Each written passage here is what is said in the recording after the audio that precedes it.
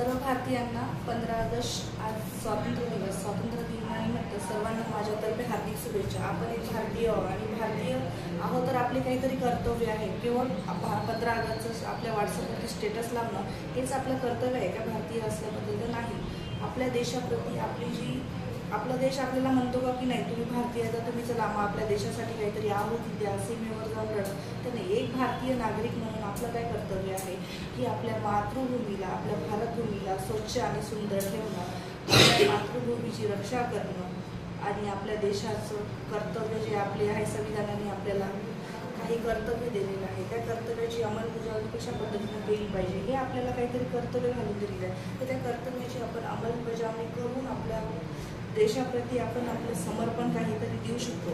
आपला देश काय आपल्याला असं नाही म्हणत की आपण आहुती देणं, आपल्या सीमेवरती जवान आहे जे आपल्या देशासाठी रात्रंदिवस लढत आहेत। जेव्हा आपल्या आईचं एक लेकरू जेव्हा सीमेवर